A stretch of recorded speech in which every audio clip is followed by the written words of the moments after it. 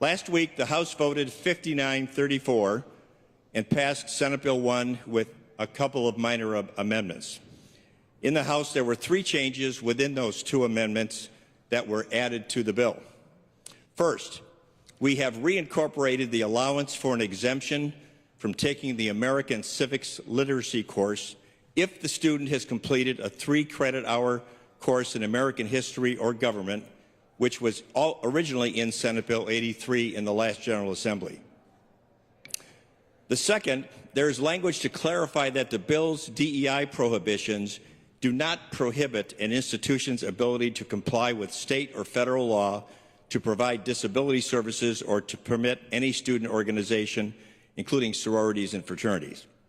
Lastly, an institution can also request for an orientation or training course to be exempt from the DEI prohibition if all aspects are necessary to, first, comply with state and federal laws or regulations, comply with state or federal professional licensure requirements, or obtain or retain accreditation.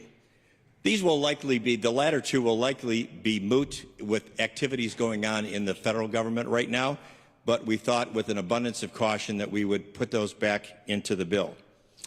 The institution must request in writing from the Chancellor a review to determine whether this orientation or training class can in fact be exempt from the prohibition in Senate Bill 1.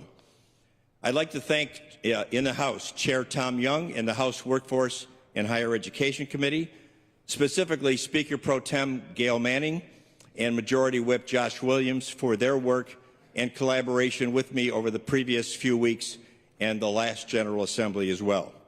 I'd also like to thank Speaker Huffman for his leadership in bringing this bill to the floor in the House for a vote, where it was proven that the House did in fact have the votes.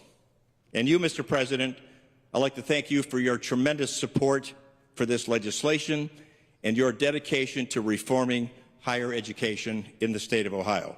Mr. President and members of the Senate, I strongly urge concurrence. Thank you. Thank you, Senator Serino. The question is, shall the Senate concur in House amendments to substitute Senate Bill 1? The chair recognizes Senator DeMora.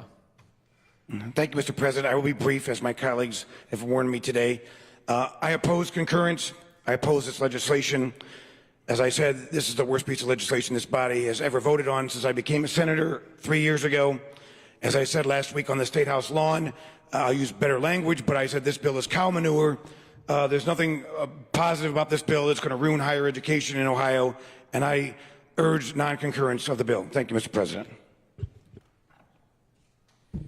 Thank you, Senator DeMora. The question is, shall the Senate concur in House amendments to substitute Senate Bill number 1? The chair recognizes Senator Robner.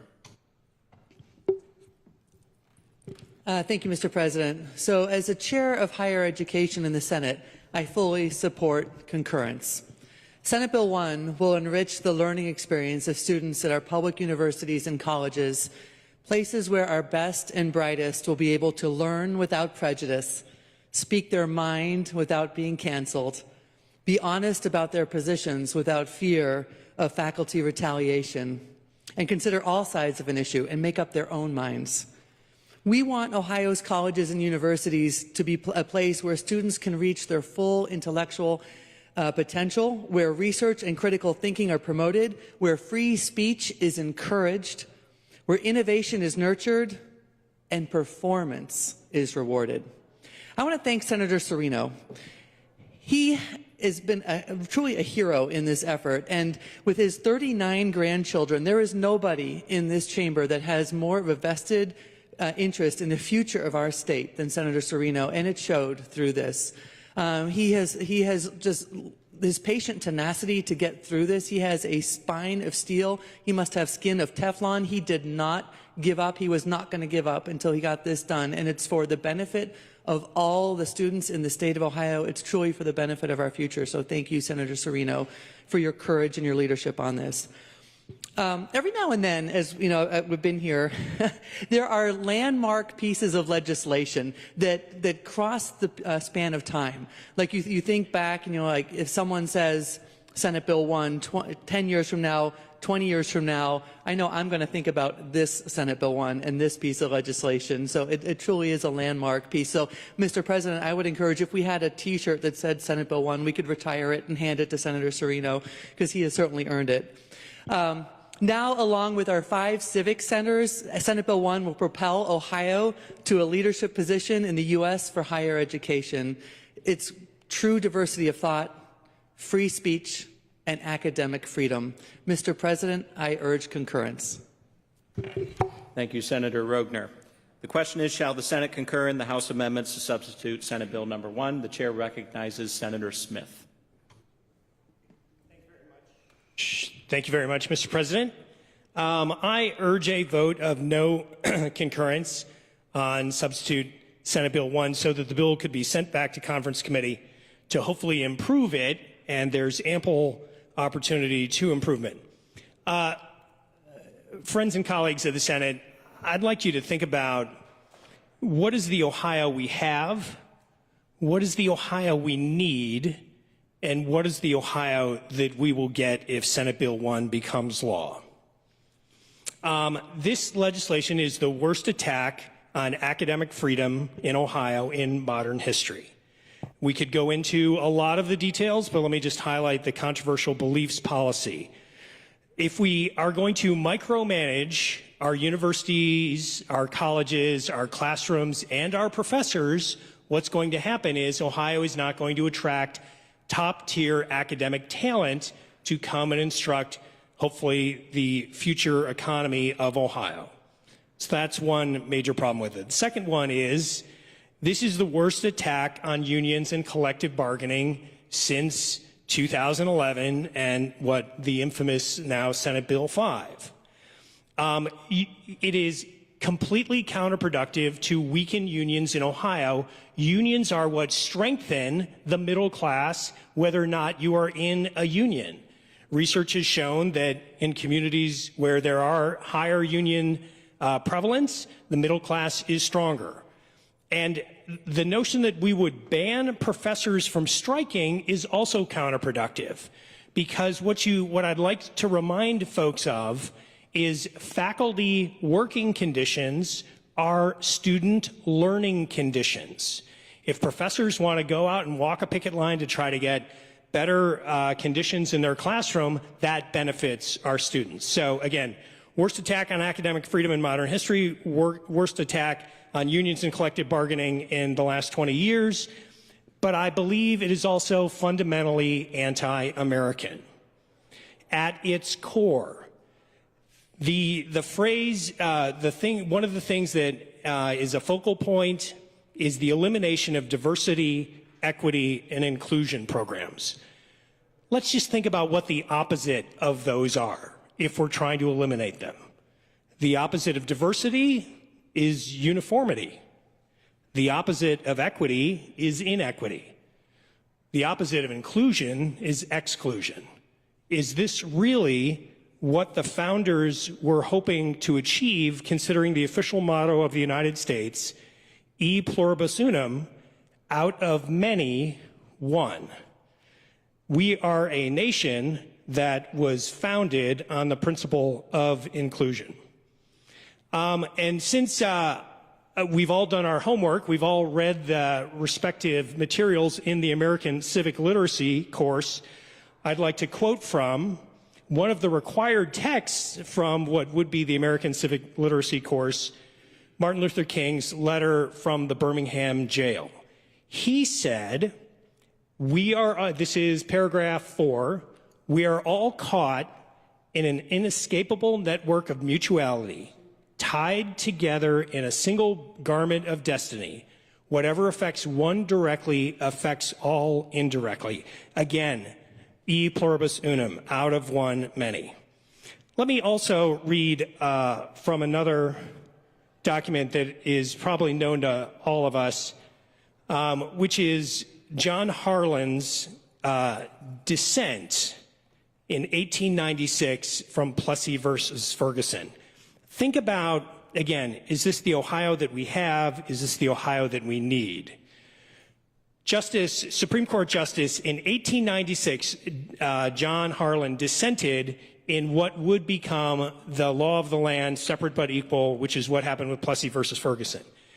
Harlan said, but in the view of the Constitution, in the eye of the law, there is in this country no superior dominant ruling class of citizens. There is no caste here. Our Constitution is colorblind and neither knows nor tolerates classes among citizens. In respect to civil rights, all citizens are equal before the law. The humblest is the peer of the most powerful. The law regards man as man and takes no account of his surroundings or of his color when his civil rights are guaranteed by the supreme law of the land. And so, again, I would think about what is the Ohio we want, what is the Ohio we have, and what will Ohio become if we pass a anti-academic freedom, anti-union, and at its core, anti-American piece of legislation.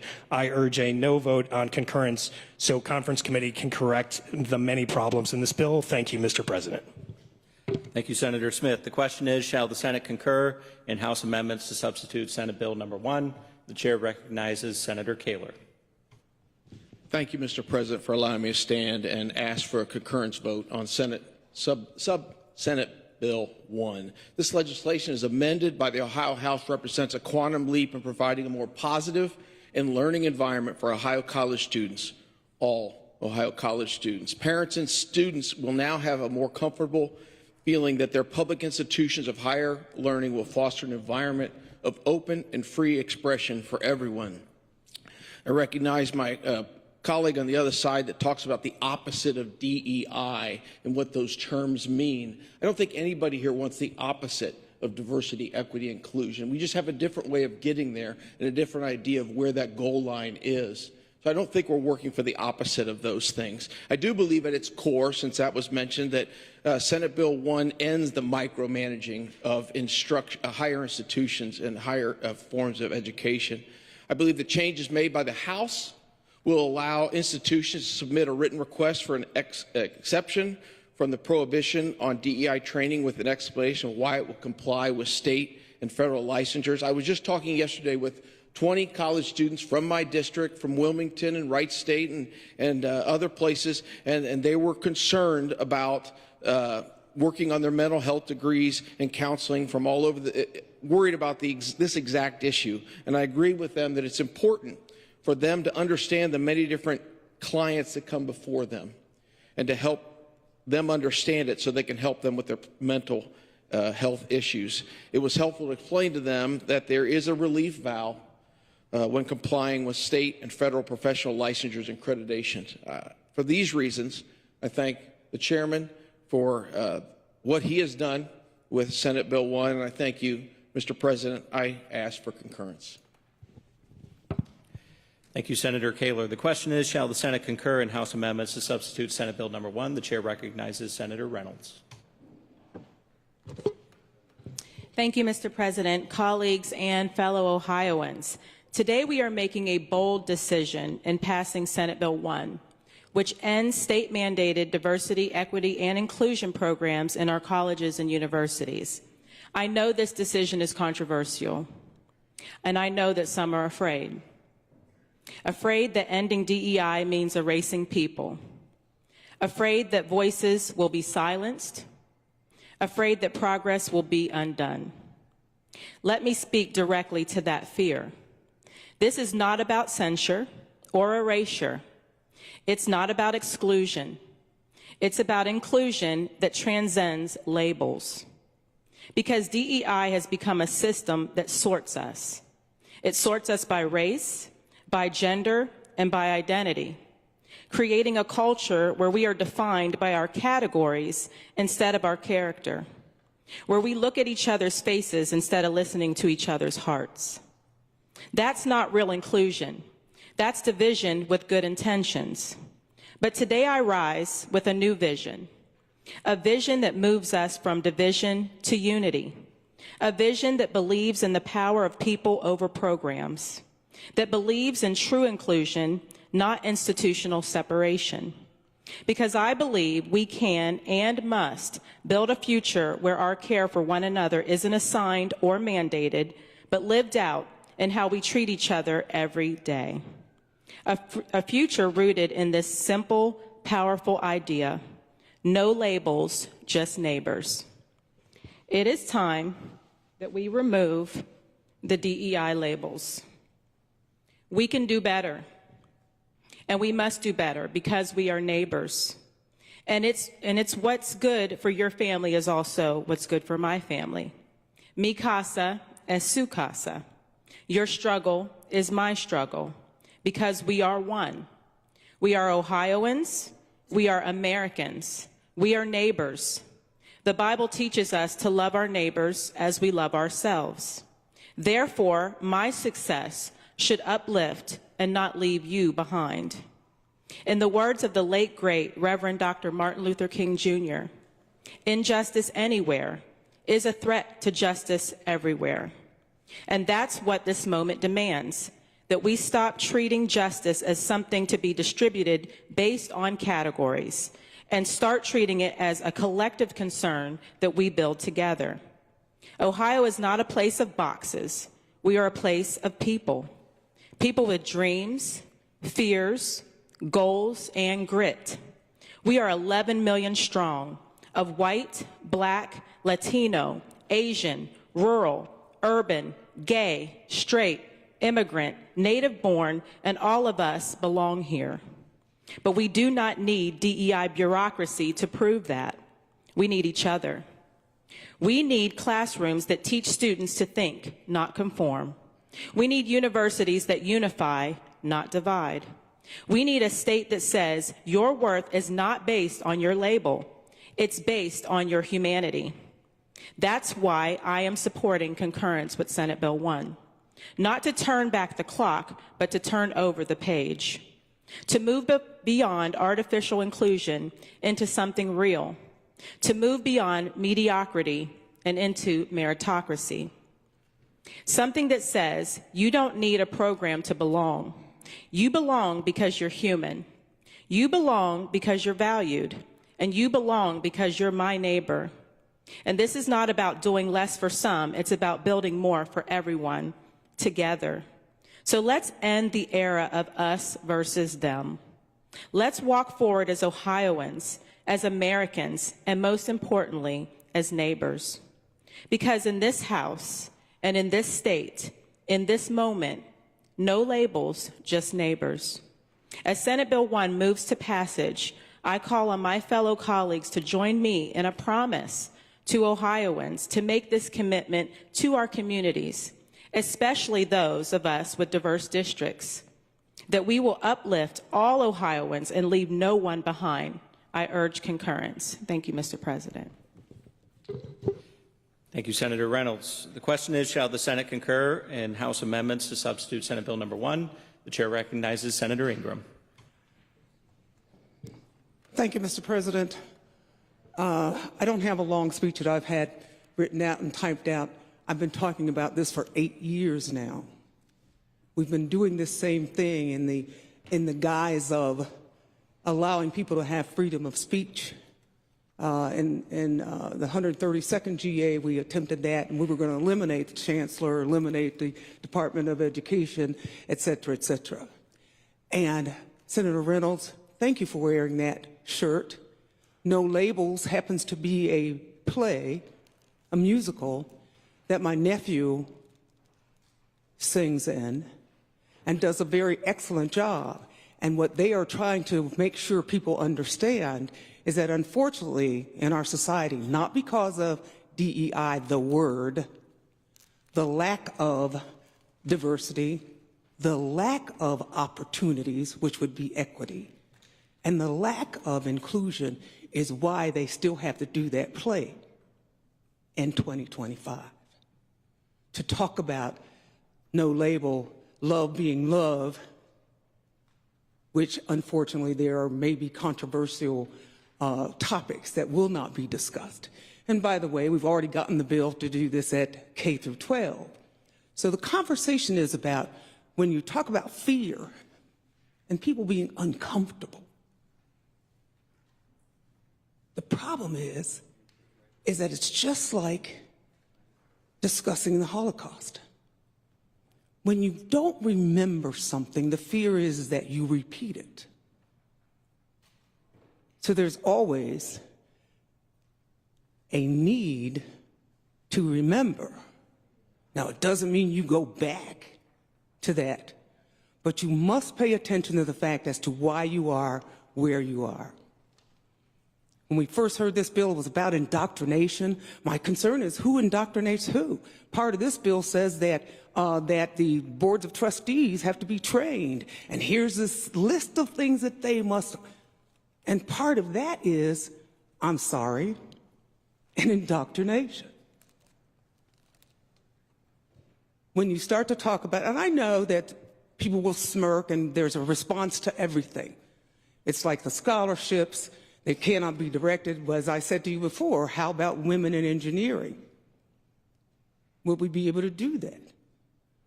Oh yeah, we'll still be able to do certain things. Tell that to people who are concerned. Now, OSU doesn't have a union, so they don't have to worry about their folks going out on strike, but they do have to be careful about somebody reporting that one of their professors said something that they didn't like in class, and my score should have been higher, but I think they gave me a lesser score because I said this in my response. Who monitors that? Whose responsibility is that? My fear is that in our haste with Senate Bill 1 to talk about doing away with what you've deemed as a bad word, DEI. Matter of fact, we turned it into a whole word. It's an acronym. And I think that our responsibility is making sure that if we, as legislators, legislate what has to be in the licensure and who gets a license and what's being received and what's not, that we would trust those folks to do that job. The civics course, it's outlined in there what has to be in there. Which one of you is a professor in civics? And if we were going to do something, why didn't we strengthen the notion that there's already a social studies requirement, which, by the way, civics for our K through 12. And they have to have an end of course exam. So when you force the college to come up with another 3 credit hour course required to take, I'm sorry, are we really looking out for the people that we claim that we're trying to save? It bothers me, and especially when people quote Martin Luther King. Read all of it. Don't just keep piecemealing what you want to use. The fact that he was going back to D.C. to get our check. You'll never repeat that, because he was doing that because people were still poor and people were still hungry and we were excluded from so many things. You don't erase that with telling me to be a good neighbor. How dare you? How dare you act like when you talk to me about meritocracy? How dare you? You know how many qualified people never got a job? And I know I said to you guys before, in the classifieds, in the 60s, there used to be ads. And at the end of the ad was NNNA or JNNA, which meant Negroes need not apply, Jews need not apply. And that's the 60s, you guys. I'm sorry. How does that kind of thinking just go away? And by the way, those 2 pieces that the House sent back over, those were ones we begged you to put in 83. They were in 83. So those were good adjustments, because there are some credentials that cannot be had accredited if indeed there is not that type of training. So those are good, but they're attached to what? Give me a break, you guys. Thank you, Senator Ingram. The question is, shall the Senate concur in House amendments to substitute Senate Bill number 1? The chair recognizes Senator Johnson.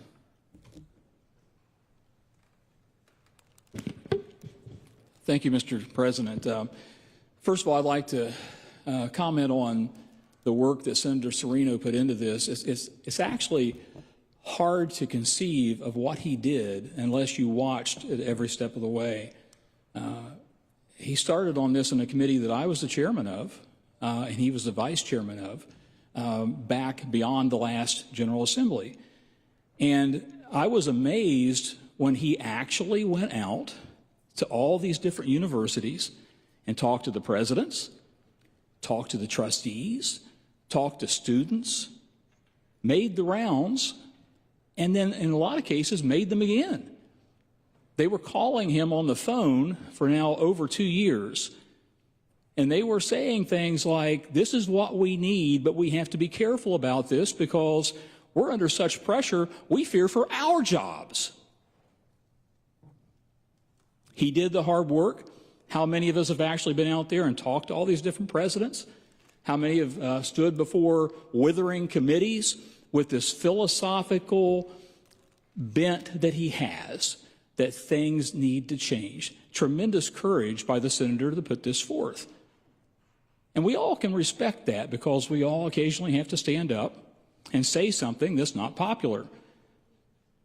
So, Senator Serino, thank you for the work you did. To hear it called a cow pie or worse language, which I did not hear, that's deeply offensive to me and, of course, deeply offensive to Senator Serino. But he's a gentleman, and he's not going to say anything about it. But I just want to point out that I haven't really seen a cow pie passed since I got here in the legislature. It's always been a collaborative effort among many people, a lot of moving parts, a lot of checks and balances, and we do our diligence and we try our hardest to get things done, and this is certainly not that. My colleague, the gentleman that was talking about e pluribus unum, listen, they didn't offer Latin at Northwest High School in Scioto County, so I may be wrong on this, but it's not out of one many. It's out of many one. So what's the difference? You take one and you create great diversity. That's not unity. The thing they wrote on the dime, and you see it all over the place in U.S. symbology, is out of many one. We take everybody in the world, literally everybody in the world, and we bring them to America, and we forge them into Americans because our ideology is superior to the ideology of any other country in the world. Now, you can say, oh, here's this metric, here's that metric, but where do people want to come if they have the chance for themselves and their families? What do they want to be? They want to be Americans, because we take everybody from everywhere and we help them become Americans and mold them into this idea that they can be free and they can prosper and their children can do even better than they do. And then as far as the sleight of hand about opposite of DEI, well, the thing I've learned in my almost 68 years on the earth is sometimes people will call something, by a name, and it actually does the opposite. When DEI is clearly causing division, then it's doing the opposite. And then as far as, whether or not we have a say in what goes on in our universities, if we don't have a say, then the people don't have a say. We are a republic. We are elected to represent what our people tell us back home. And I tell you, I've gotten an earful over this from the people I represent since this came out. Now, I've heard from people that are very upset about it, people who are challenged, have never been challenged before in academia. But who pays the bill? It's that hard-pressed American taxpayer that feels like they have no voice. And when you tell me I don't have a voice in this, and I can't offer an opinion because I'm not a civics teacher, well, you're wrong. I do have a voice because I represent people who pay the bill. And they don't like what they're seeing in our universities. They don't like that indoctrination that we're talking about here. They don't think it's right when we drift away from the American ideal and the American dream, and we do things that actually divide us. So I wasn't going to stand up, but I did. And my gosh, for some reason, there's TV cameras here today. It's an important bill, I understand that. But there should be TV cameras here every day, and we're not where you're going to cherry pick something and put it on the news everywhere because you think you're going to get a great liberal bang out of it. It just really bothers me. So, Mr. President, thank you for indulging me in these comments. And Senator Serino, I applaud you on the work you did, and so do millions of Ohioans. Thank you, Senator Johnson. The question is, shall the Senate concur in House amendments to substitute Senate Bill number 1? The chair recognizes Leader Antonio. Thank you, Mr. President. I think all of us have experienced those famous last words. I'm not going to stand up and speak on this, so I appreciate that. Not everyone is celebrating. I think the vote all the way through, this bill, the last bill, we are divided on this issue. Yes, the majority has the vote, has the day today, will lead to this concurrence. But I stand in opposition to concurring on the bill because I stand in opposition also to the bill. This legislation, in my opinion, is a misguided attempt by overreaching legislators to impose their own ideological beliefs on our public universities. The bill undermines academic freedom, attacks collective bargaining rights, jeopardizes the future of higher education in our state. It is prescriptive, patriarchal, and it chills critical thinking. And actually, I believe, quashes debate and free speech. That is my opinion. Clearly, we see this bill differently, but I am also not alone, in my opinion, of the results of this bill.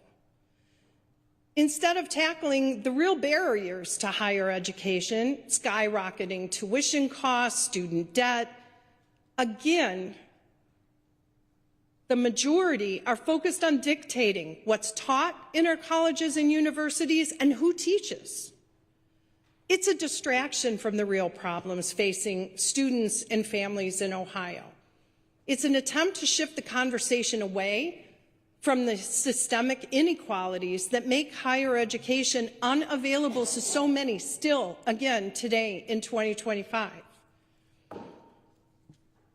Now, in the end, I believe Senate Bill 1 is not about advancing education. It's about protecting the inaccessibility of the system in Ohio and around the country. It's about maintaining control over the next generation, preventing them from questioning the power structures that they observe. And I'm here to tell you that no matter how hard this legislature tries to prevent them from questioning authority, they are going to do it anyway. Every generation has been told in one way or another, do not question authority. Sit down, be quiet. We know what's best. This legislature has gone so far with this bill as to actually even write curriculum. But the Orwellian gaslighting of this bill is a chilling reality of the tactics used to rationalize why it's a wolf in sheep's clothing Ohioans know it to be. In Orwell's 1984, a totalitarian government controls its people's thoughts and actions using propaganda to convince them war is peace, freedom is slavery, ignorance is strength. Here we're told Senate Bill 1 will promote intellectual diversity while explicitly prohibiting diversity initiatives that provide opportunities and foster open discussions in the classroom. True progress in education would mean making it more accessible, equitable, and focused on empowering students to think critically, act collectively towards a society of liberty and justice for all, not just the privileged few. This bill does the reverse. It is, I believe, a step backward for Ohio. It stifles the transformative power of education and leaves behind in its wake barriers that will make it more difficult for students to climb over. They won't be able to talk about all kinds of things in the classroom, apparently controversial issues that even include marriage in the list of issues. Well, whose marriage? Why is marriage a controversial issue? Or does it just depend on whose marriage it is? So I would love to see us move to a colorblind society. I think that's what we've heard from some of my colleagues, that this is a goal, that this would be a place. No labels, we don't see difference. But I'm here to tell you we're not there. We're not there yet. And as long as we pretend that those differences don't also create barriers in the way of people, whether it's by economy, whether it's by race, religious preference, no religion, sexual orientation, the entire list, gender, then we will still have the issues that this bill tries to basically erase. At the same time, telling students and their professors in our public, only public, by the way, universities, you can't talk about it here. Well, let me tell you, those young people are going to find places to talk. They're going to find places to educate themselves, and they are going to find ways to overturn bills like this. I urge a no concurrence. Thank you. Thank you, Senator Antonio. The question is, shall the Senate concur in House amendments to substitute Senate Bill number 1? Will the clerk please call the roll? Antonio? Blackshear? No. Blessing? No. Chavez? Yes. Serino? Yes. Craig? No. Catrona? Yes. DeMora? No. Gavarone? Yes. Hicks Hudson? Huffman? Yes. Ingram? No. Johnson? Yes. Kaler? Yes. Landis? Yes. Liston? No. Manchester? Yes. Manning? Yes. O'Brien? Yes. Patton? No. Reinecke? Yes. Reynolds? Yes. Rogner? Yes. Romanchuk? Yes. Schaefer? Yes. Smith? Yes. Timken? Yes. Weinstein? No. Wilkin? Yes. Wilson? Yes. President McCauley? With 20 yeas and 11 nays, the Senate does concur in House amendments to substitute Senate Bill number 1. Resolutions reported by committee. The Senate concur. Resolution number 5, Senator Kaler and others to urge the President of the United States to support the Ohio Department of Medicaid's request to implement work requirements for certain Medicaid recipients. The question is, shall the resolution be adopted? The chair recognizes Senator Kaler. Thank you, Mr. President, for allowing me to bring Senate Concurrent Resolution 5 to the floor. In relationship to this resolution, I want to remind my colleagues that tomorrow is opening day for baseball. For someone who grew up as a young boy watching the Big Red Machine, it will always be a special day. 71 years ago, the Cincinnati Redlegs at the time opened the 1954 season against a team from Milwaukee. The Reds won the game 9-8 by hitting 13 doubles in the game. A young rookie playing in his first game for the losing Milwaukee team was probably thankful his debut was overshadowed by the record 13 doubles by the Reds. While his team scored 8 runs, the rookie didn't contribute at all. He went 0 for 5 in his first 5 at-bats as a major leaguer. By the end of the first season, the rookie was sitting on the sidelines on the bench with a broken ankle, unable to even contribute to the team. But he didn't give up. He worked hard, rehabbed the ankle, worked on the fundamentals of hitting, fielding, and hustling, and after his shortened first season, The young man named Henry played for the next 20 years with the Milwaukee and then the Atlanta Braves, ending with 755 home runs.